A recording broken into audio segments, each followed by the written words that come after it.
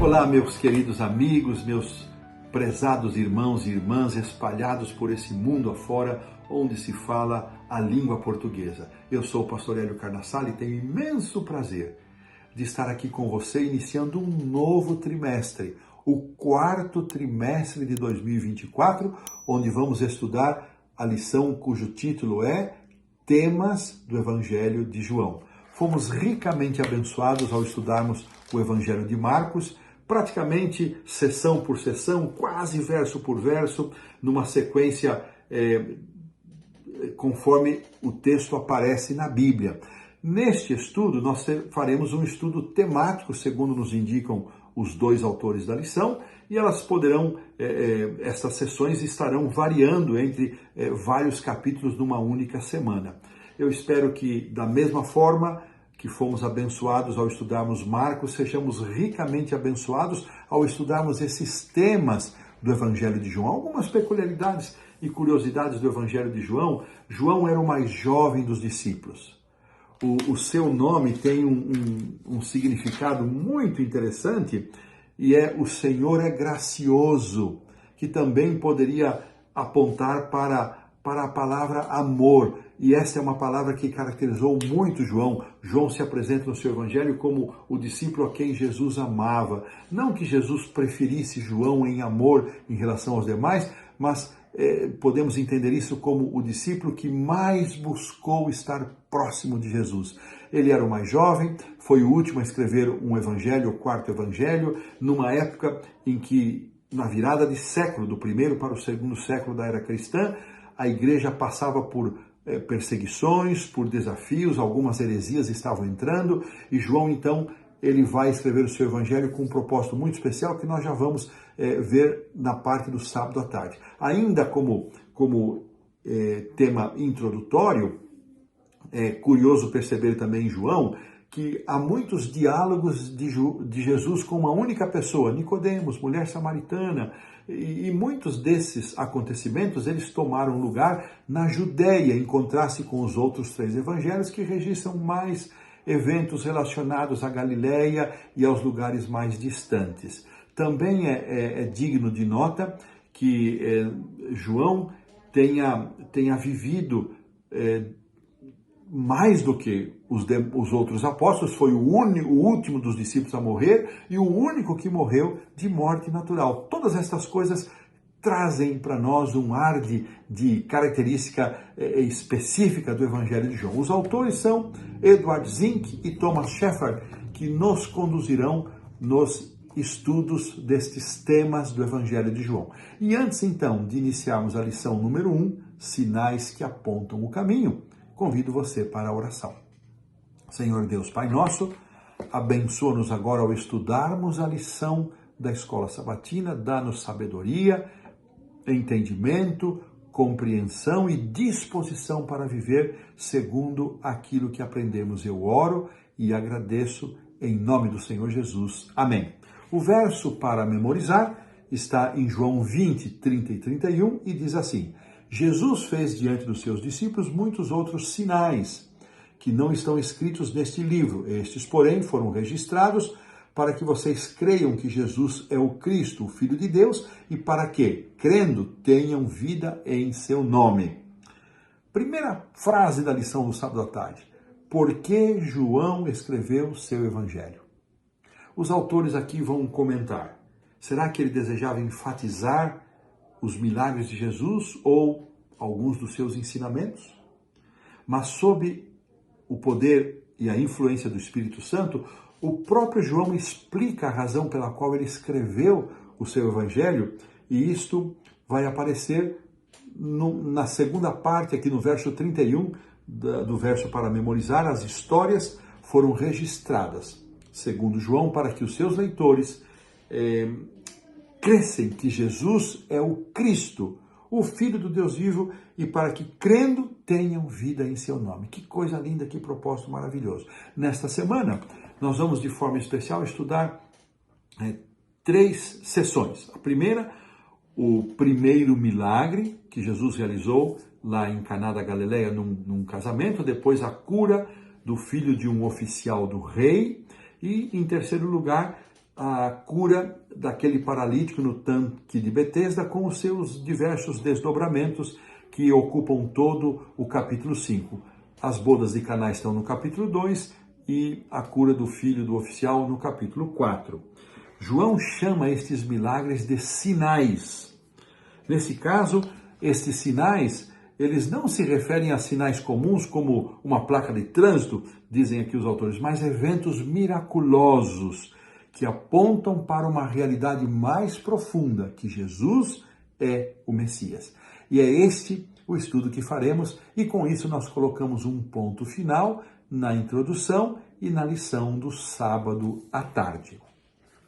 Vamos agora caminhar para a lição do domingo, focalizando o casamento em Caná, que está registrado no capítulo 2 de João, versos 1 a 12.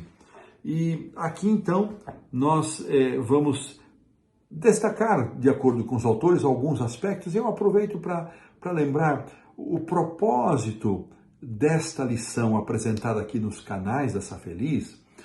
Não é apresentar uma profundidade teológica, uma interpretação rigorosa dos aspectos teológicos do texto, mas é ser um guia de referência para os estudiosos, os estudantes da lição e para aqueles que irão ter a responsabilidade de compartilhar esse estudo. Então, nosso objetivo aqui é destacar alguns pontos principais e, ao mesmo tempo, também fazer algumas aplicações, em geral, aquelas que se encontram ao longo do texto e uma outra novidade que nós buscamos inserir em nosso estudo preparatório.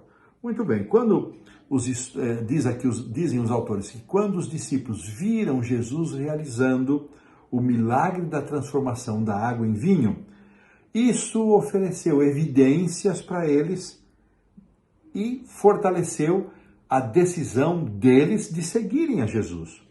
E assim, o autor, depois disto, nos apresenta uma comparação muito interessante de Jesus e Moisés. Na verdade, Moisés, ele é um tipo de Jesus e Jesus é o antítipo. Um tipo é um personagem que ilustra, que representa a vida do antítipo, de alguma coisa maior. Então, Moisés representa em sua vida, em suas ações, aspectos do ministério de Jesus que se cumpririam posteriormente e, claro, apontando para uma realidade maior. E é curioso aqui, eu nunca tinha lido ou visto essa comparação, e eu gostei muito dela, de que quando Moisés conduziu o povo de Israel para fora do Egito, ele teve que, durante as pragas, ferir o rio Nilo, e essa praga transformou as águas do Nilo em sangue.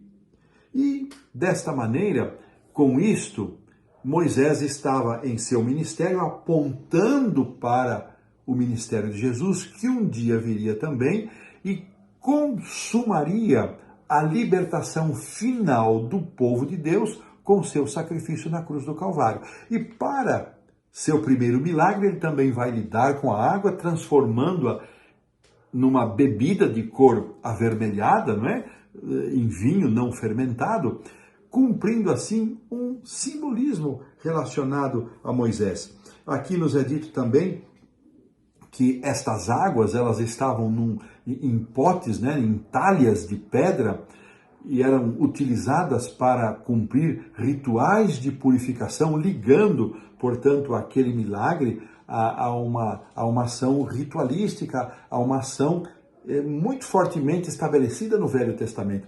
Essas talhas ou essas vasilhas de pedra, a lição aqui, o próprio texto de João, nos diz que elas podiam levar 2 ou 3 metretas.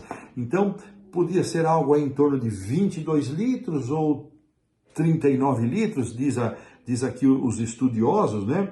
Então, essa variação, de tal maneira que o produto final ali transformado por Jesus, se pegarmos a medida menor, poderia ter sido um total de 264 litros, se pegarmos a medida maior, 468 litros, afinal, era muita bebida, devia haver bastante gente nesse casamento. Um aspecto interessante também, vem aqui a frase que Maria, sua mãe, menciona no verso 5, fazei tudo o que ele vos disser. Veja, uma frase tão poderosa e ao mesmo tempo simples, mas poderosa, uma recomendação de Maria, alguém que nós respeitamos muito, dizendo para os serventes, façam tudo o que ele recomendar. Irmãos, esta recomendação, ela serve para nós também. Devemos olhar para Jesus e ter disposição de fazer tudo o que ele nos orientar e nos disser. O fato de Jesus estar no ambiente de um casamento também reafirma o valor da união conjugal estabelecida por Deus lá no início da nossa criação, antes ainda da entrada do pecado. Quantos aspectos deste milagre relacionados a elementos do Antigo Testamento, fortalecendo assim a conexão da palavra de Deus como um todo indivisível. É interessante também, e o autor faz esse destaque, que o anfitrião se admirou de que aquela bebida servida no final era muito superior à outra que havia sido servida no início, quando o costume era justamente o inverso. E aqui vem mais uma aplicação: tudo aquilo que é feito por Jesus supera e em muito as coisas feitas pelos homens. E a lição faz questão de trazer aqui, os autores fazem questão de incluir, para que não haja dúvida, uma citação de Ellen White dizendo o seguinte, que o termo grego, antes da citação, o termo grego para vinho é oinos, e serve tanto para o suco não fermentado quanto para o vinho. Não há duas palavras para fazer diferença entre uma bebida e outra, o que é fermentado e o que não é fermentado. Mas Ellen White afirma, agora sim a afirmação, de que o suco produzido no milagre de Jesus não tinha teor alcoólico, não tinha fermentação. Isso está no Desejado de Todas as Nações, página 110. Sem dúvida, aqueles que viram e testemunharam sabiam exatamente quem tinha feito e o que havia sido feito. E a lição termina com aquela perguntinha nas letrinhas miúdas lá embaixo: quais razões você tem para seguir a Jesus? Os discípulos, eles foram fortalecidos e motivados a seguir a Jesus por conta deste sinal, deste milagre ocorrido na sua primeira atuação, na inauguração do seu ministério, que foram realmente ações que ocorreram nos primeiros meses do ministério de Jesus, tanto esta como as que vão se seguir aí, quem sabe os primeiros 12, 14, talvez até 18 meses, elas se esparramaram por esse período. Bom, que razões nós temos hoje para seguir a Jesus? Jesus tem feito milagres na minha vida, na sua vida? Não tenho dúvida nenhuma disso. Com essa certeza de que o Senhor Jesus tem operado grandes coisas em nossa vida, grandes bênçãos, nós colocamos um ponto final na lição do domingo.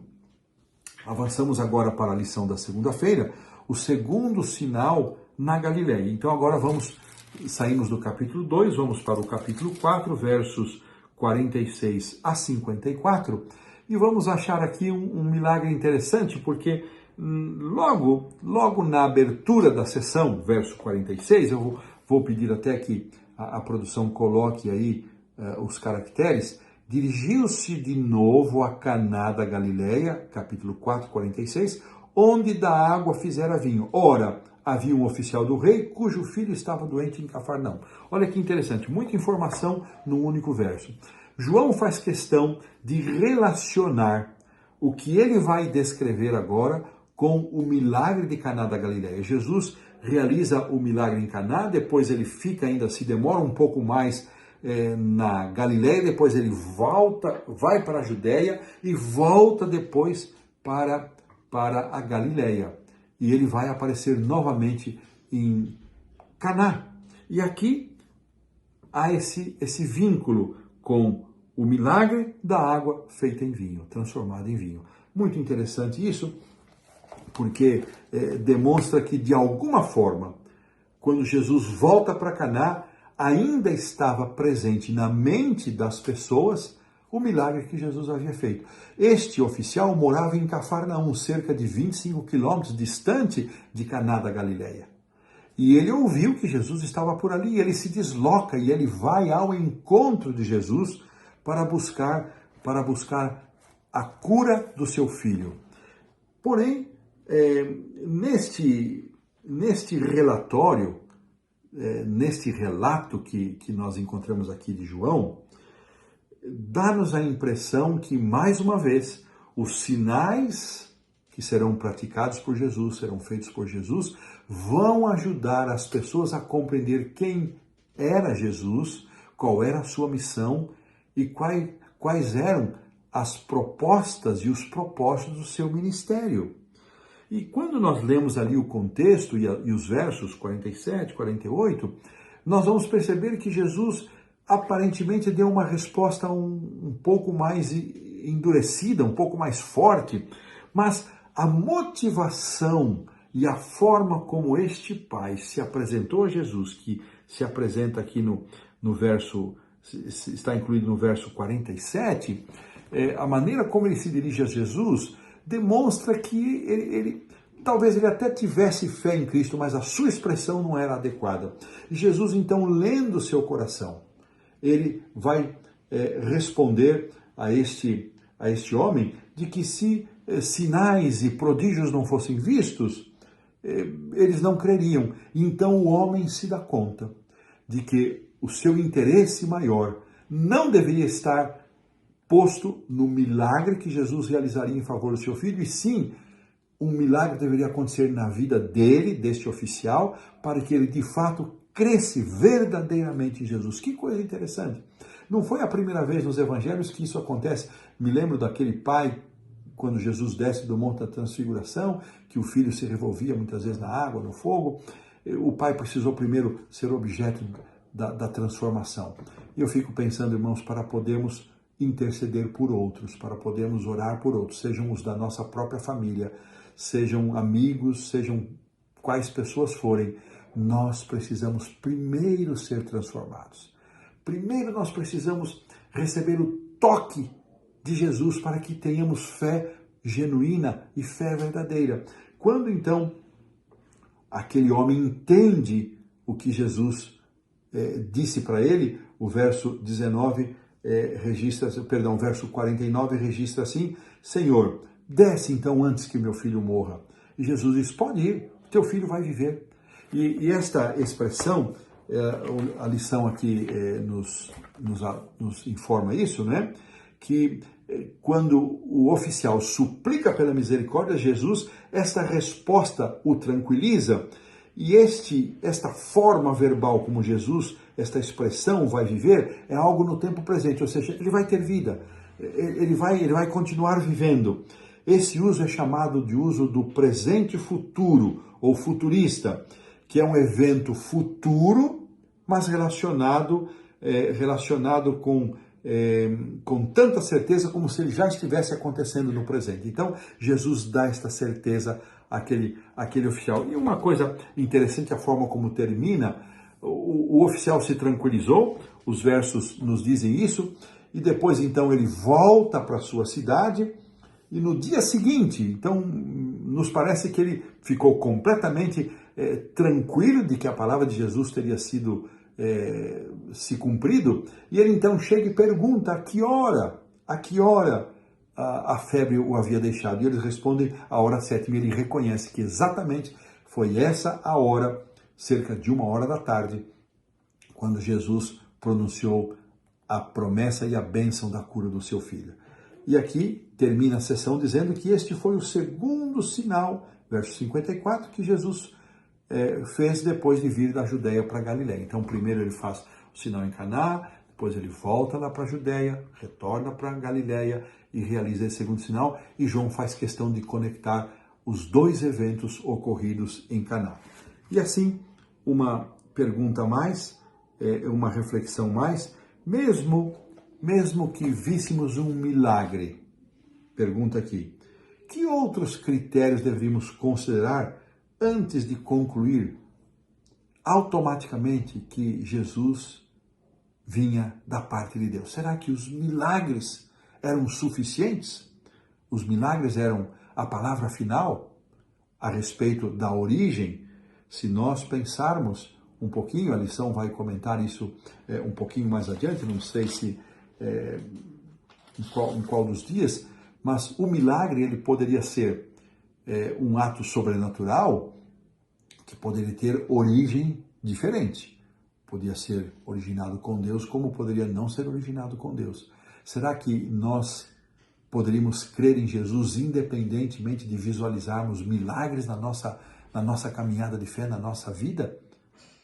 Fica aqui a pergunta para a nossa reflexão e com isso nós colocamos um ponto final na lição da segunda-feira. Muito bem, a lição de terça, quarta e quinta vai dedicar tempo agora para o milagre junto ao tanque de Betesda na terça-feira e depois as reações distribuídas entre quarta e quinta-feira e finalizaremos com o estudo da sexta-feira à tarde. Então, o milagre junto ao tanque de Betesda. Betesda ficava ali dentro da cidade de Jerusalém. Veja que agora Jesus já está em Jerusalém novamente. Esse local era um tanque, a Bíblia descreve aqui, agora já estamos no verso 5, no capítulo 5, né? Havia um tanque com 5 pavilhões e há descrições, algumas descrições históricas que confirmam a existência desse lugar. Quem visita Jerusalém hoje também pode encontrar ali esse lugar bem estabelecido ali na cidade de Jerusalém.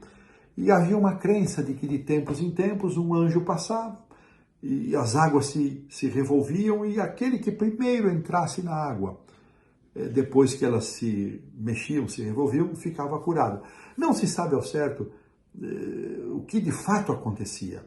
A verdade é que era uma crendice, E Jesus entra num dia de sábado nesse local, cujo significado é casa de misericórdia. Interessante isso, né? Betesda, casa de misericórdia.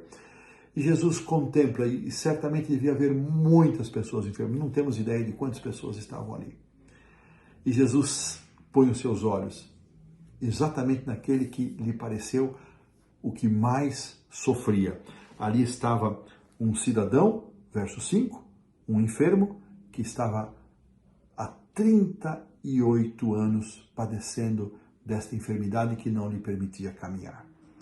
E Jesus vendo deitado ali, eu imagino que a sua compaixão, a sua misericórdia, o seu amor enterneceu o seu coração. E ele então se dirige àquele homem e ele pergunta a ele se ele gostaria de ser curado. Você quer ser curado? Veja, Jesus não perguntou se ele tinha fé. Jesus não perguntou absolutamente nada além disso. Você quer ser curado? E o homem faz uma resposta: olha, eu não tenho ninguém que me leve, eu estou aqui há tanto tempo e ninguém me leva, sempre entra alguém antes do que eu. E Jesus pergunta novamente: você quer ser curado? Então levante-se e ande, toma tua cama e anda. Veja que aquele homem poderia ter dito: mas que maluco é esse? Como é que eu vou levantar e andar? Mas ele acreditou. Eu imagino, amigos, irmãos, irmãs, que a figura de Jesus, a pessoa de Jesus, despertou nele esta esperança, esta convicção de que aquele que falava com ele tinha de fato autoridade para permitir que ele se levantasse, se colocasse de pé e tivesse forças e pudesse caminhar. E ele atende a palavra de Jesus imediatamente. Há bênçãos em nossa vida quando atendemos a palavra de Cristo de forma pronta, imediata. Nos lembramos, estudamos em Marcos isso do cego Bartimeu, quando Jesus pede para chamá-lo, ele num salto se põe de pé. Há outros que são mais morosos em suas respostas, são mais vagarosos em atender o comando de Cristo. Onde você se enquadra? Que tipo de cristão é você? Aquele que põe em prática, aquele que acredita e vive pela palavra do Senhor? Que coisa interessante. E olha aqui, a lição traz aqui um trecho do desejado muito interessante, que Jesus não pediu àquele homem sofredor que tivesse fé nele. Ele disse simplesmente: levanta-te, toma o teu leito e anda. Mas a fé daquele homem se apodera das palavras de Cristo, e aí ela descreve: cada nervo e músculo vibrou com nova vida e a energia da saúde encheu os membros paralisados. E no parágrafo seguinte ela menciona: Jesus não dera nenhuma certeza de auxílio divino a ele. O homem poderia ter duvidado, perdendo sua única oportunidade de ser curado. Contudo, ele acreditou na palavra de Cristo, agiu de acordo com ela e recebeu força. Como nós estamos reagindo à palavra de Jesus para nós? Estamos reagindo da mesma forma como aquele paralítico, nos apropriando da palavra de Cristo, crendo com toda a nossa energia, com toda a nossa força e pondo em prática os ensinamentos, as palavras do Senhor Jesus? Que coisa tremenda para pensarmos, para refletirmos, olharmos para a nossa vida e avaliarmos qual é a nossa resposta, qual é o nosso tempo de reação, como é que nós reagimos aos comandos de Jesus em nossa vida. Assim nós terminamos a lição da terça-feira. Na quarta-feira, então nós vamos perceber algumas reações que depois vão se desdobrar ainda mais nas respostas de Jesus, mas na quarta-feira, de forma mais específica, nós vamos ver a resposta e as reações daqueles homens. E quando ele toma o seu leito e anda, aqui o verso 9 nos diz que era sábado. E por isso os judeus, vendo que aquele homem fora curado, e era sendo um dia de sábado, eles já foram ali como vespas em cima deles, dizendo, não tinha listo carregar o leito. Já foram bronqueando. Veja a dureza do coração desses homens. Ali estava um homem que por 38 anos padecia dessa enfermidade. Ele foi agora curado. Foi objeto do amor curador do Senhor Jesus Cristo. E sob a palavra de Cristo está levando o seu leito e agora eles estavam muito mais preocupados com a letra da lei do que com o espírito da lei. O carregar coisas no dia de sábado, nós comentamos isso na lição do trimestre passado, quando estudamos Marcos, várias cargas haviam sido acrescentadas na observância do sábado. E uma delas dizia respeito a que tipo de coisas eles tinham que fazer e não podiam fazer no dia do sábado, e carregar coisas não era lícito para eles carregar absolutamente nada. E aquele homem, então, surpreso, atônito, ele disse, quem foi? Quem foi, então, que te deu essa ordem? Quem foi que te curou? Ele disse, eu não sei quem foi, eu não sei o seu nome. E realmente não sabia. E aqui, uma coisa interessante, a lição vai nos dizer que quando Jesus o encontra, isso está também aqui no verso 14, que Jesus o encontrou no templo, ele disse, olha que você já estás curado, não peques mais para que não te suceda coisa pior. Essa é uma frase interessante porque na cultura daquele tempo, as pessoas adoeciam em consequência direta dos seus pecados como uma retribuição divina ao pecado da pessoa. É claro, nós sabemos, vivemos num mundo de pecado e todas as doenças, todas as enfermidades, todas as coisas ruins que nos acontecem porque vivemos num mundo de pecado. Mas aqui a lição pode deixar transparecer que aquele homem estava nesta condição por causa dos seus pecados. E a gente tem que ter bastante cuidado ao tratar desse assunto, porque muitas vezes nós adoecemos sim por negligência, por descuido, por transgressão aberta dos princípios e orientações que o Senhor nos tem deixado. E muitas outras vezes em função desse universo de pecado em que vivemos. Então precisamos ter bastante cuidado, não devemos ser afoitos para apontar a ninguém que esta ou aquela enfermidade ou esta ou aquela situação decorre da pecaminosidade daquele indivíduo. Não é nosso papel fazer isso. Não está em nós esse tipo de avaliação e de julgamento. E nós devemos, ao contrário disto, em vez de nos preocuparmos por que esta pessoa ficou doente, se ele foi pecador ou não, nós devemos expressar misericórdia, expressar acolhimento, dar o nosso apoio, expressar a nossa simpatia para com as pessoas que passam e enfrentam dificuldades. Sabe, queridos irmãos, uma das coisas mais duras de lidarmos é quando, além dos problemas que já estamos enfrentando, seja uma enfermidade, seja uma dissolução de casamento, seja a perda de um trabalho, seja a morte, seja o que for, além de lidarmos com as consequências diretas destas situações que já nos entristecem, ainda carregamos o peso de sermos julgados e criticados pelos que estão mais próximos, pelos nossos próprios irmãos de fé. Não seja assim. Expresse carinho, expresse simpatia, seja empático, mas não caia nesta vala de dureza. E foram o que aqueles homens fizeram, ao invés de expressar simpatia, de vibrarem, de se alegrarem a salvação daquele homem, com a cura daquele homem, eles tomaram uma vertente de crítica, e o texto vai nos dizer aqui que eles foram já no seu coração definindo que tinham que eliminar Jesus. Olha que coisa impressionante. Jesus estava no início do seu ministério e estes homens já estavam buscando ocasião para eliminar Jesus. Que coisa tremenda. E aí Jesus, ali mesmo na sequência, né? Jesus apresenta uma razão pela qual ele fez a cura no sábado. Isso vai estar 16, 17, os judeus perseguiam Jesus porque fazia estas coisas no sábado, e Jesus vai dizer, olha, o meu pai trabalha até agora e eu trabalho também. Claro, Jesus estava se referindo ao cuidado de Deus para manter o universo. E isso deixava os judeus e os líderes mais ainda enraivecidos, porque Jesus se colocava numa condição de igualdade com o Pai, e eles simplesmente não toleravam. E agora sim o verso 18, dizendo que por causa disso eles procuravam matá-lo. Veja, eles estavam ali, Jesus já estava com talvez ali 12, 14 meses de ministério, um ano, um pouquinho mais, e já havia uma disposição de coração endurecido para tirar a vida de Jesus.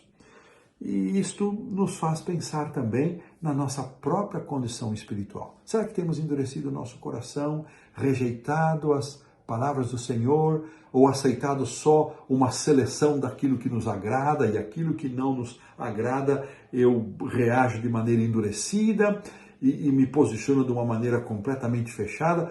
Ao invés de julgarmos também apenas os discípulos e os judeus e os líderes, vamos olhar para dentro de nós mesmos e ver como é que nós estamos reagindo em relação à revelação da palavra de Deus. Para a gente pensar, é uma boa aplicação. E com isso pomos um ponto final na lição da quarta-feira e vamos avançar para a lição da quinta-feira, onde nós vamos ver as reivindicações de Jesus. Achei muito interessante, ali na segunda parte da lição, e eu vou aqui usar este roteiro, que primeiro Jesus ele explica o seu relacionamento íntimo com o Pai. Está nos versos 19 a 30 do capítulo 5. Depois ele menciona 4 testemunhas do seu ministério para defendê-lo. Primeiro, João Batista, versos 31 a 35. Depois, os seus próprios milagres, verso 36. E por fim, as Escrituras, verso 39. Então, muito interessante esse conjunto, né? Esse conjunto de defesa que Jesus utilizou. Então, ele explica aqui primeiramente o seu íntimo relacionamento com o Pai, onde está a maior parte desta sessão. Depois usa essas 4 testemunhas. E por último, na parte final do capítulo, Jesus apresenta a seus acusadores a condenação deles, que vai estar aqui nos versos 40 até o 47. Então, 3 aspectos bem demarcados, bem interessantes, que merecem ser compreendidos e merecem ser analisados. Eu também nunca tinha lido ou visto algum comentarista fazer essa avaliação. Eu achei isto muito interessante e destaco aqui mais uma vez a comparação relacionada a Moisés, e a lição faz isso também, não é? Jesus disse que a condenação a eles viria da parte de Moisés. Lembrando que aqui no final do capítulo 5, estamos nos referindo a isso, né? É o verso 45, o verso 46, dizendo, Jesus utiliza aqui o exemplo de Moisés, ele diz, olha, se vocês crescem em Moisés, também crereis em mim, porquanto ele escreveu a meu respeito, referindo-se ao que Moisés escreveu em Deuteronômio capítulo 18, verso 18. Se, porém, não credes nos seus escritos, como vão crer nas minhas palavras?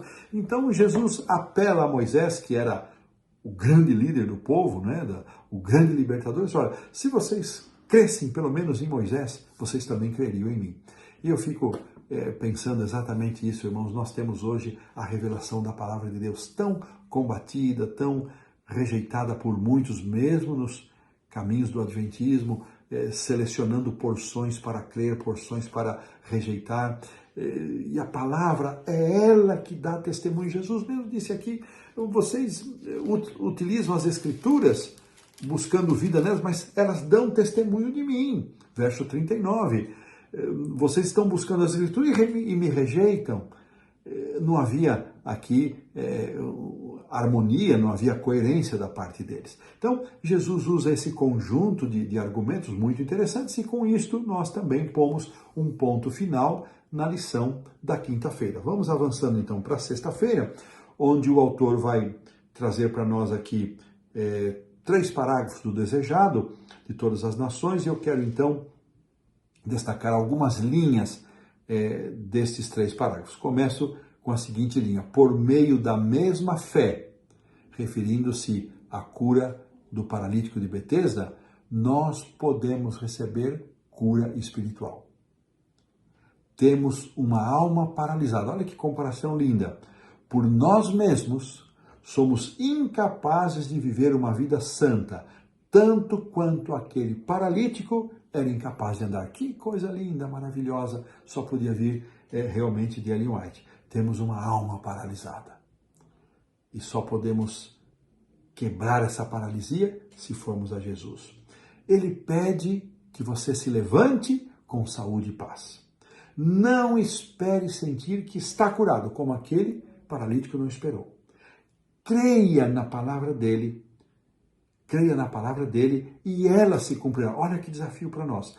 Ponha a sua vontade ao lado de Jesus e ele transmitirá vida a quem está morto em sua transgressão. Que declaração linda! E como aqui reflexão de conclusão, há 3 perguntas, eu vou me referir a 2 delas. A fé foi a chave que tornou possíveis as curas. Por outro lado, os líderes se apegaram à incredulidade. Onde nós vamos nos posicionar?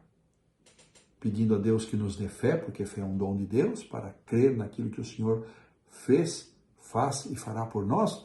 Ou vamos dar vazão à incredulidade? Segunda questão que eu vou destacar aqui: o que realmente pode nos salvar?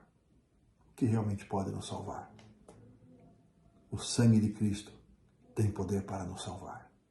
É a única coisa que pode nos salvar. Que Deus nos abençoe, querido amigo, querido irmão. Quero convidá-lo a uma palavra de oração para encerrarmos esta primeira lição do 4º trimestre de 2024. Pai querido, graças te dou, Senhor, por este momento de companheirismo e estudo da Tua Palavra, da lição da Escola Sabatina, com esta comunidade de amigos e irmãos reunidas ao redor do mundo, espalhados ao redor do mundo. Que o Senhor nos abençoe, que nós possamos crer em Cristo Jesus e por isso rogamos que nos dês fé e que os milagres que estudamos aqui nesta lição, Senhor, seja o milagre da transformação da água em vinho, seja a cura daquele filho, seja a cura do paralítico, possam ser motivações para nós sermos transformados na dureza do nosso coração, em nossa pecaminosidade, em homens e mulheres espirituais que recebem o reino de Cristo e têm uma vida de fé e esperança. Que o Senhor nos abençoe,